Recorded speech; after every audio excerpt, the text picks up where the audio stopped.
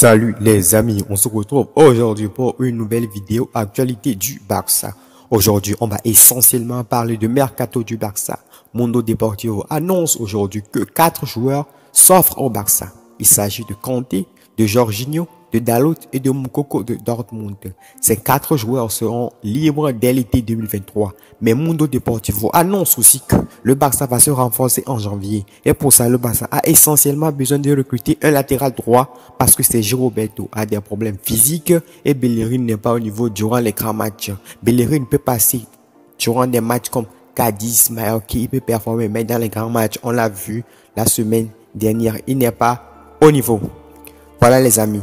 Le Barça doit recruter un latéral droit, mais ce qui pose problème, quelle équipe va laisser partir un latéral droit de classe mondiale juste après la Coupe du Monde, c'est-à-dire en hiver? Ça va être difficile parce que le Barça ne veut pas dépenser une fortune. Le Barça a déjà perdu beaucoup d'argent avec l'élimination.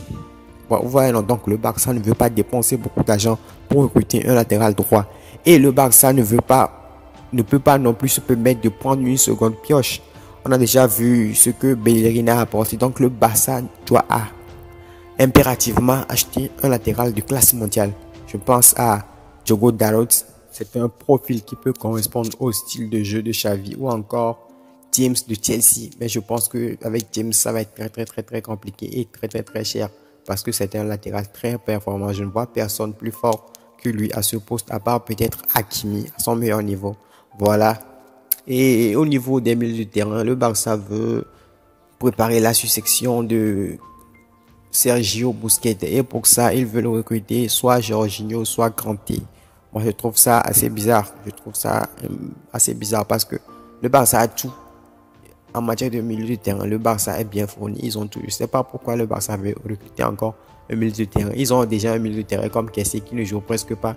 Ils ont De Jong qui peut faire le rôle de Busquets. Il a montré à quelques matchs à la perfection. C'est bon. De Jong est un top builder. Il est temps de le faire confiance que d'aller recruter encore un nouveau milieu de terrain. Moi, je ne suis pas d'accord avec ça. Il faut plutôt concentrer tous les efforts, tout l'oseille pour acheter un latéral droit de top qualité. Un latéral droit de première classe, quoi. Voilà. Pour avoir une ligne de défense latéral droit de top qualité, 2 centraux exceptionnels et Baldé de l'autre côté. Ça fait une ligne de 4 exceptionnelle au milieu avec De Jong, Pedri, Gavi. On a ce qu'il faut. Il y a aussi Nico qui reviendra de près bientôt. Donc, en matière de milieu, je ne vois pas pourquoi le FC Barcelone veut recruter un autre milieu de terrain. Les amis, j'ai donné mon opinion à propos des 4 joueurs que le Barça veut recruter.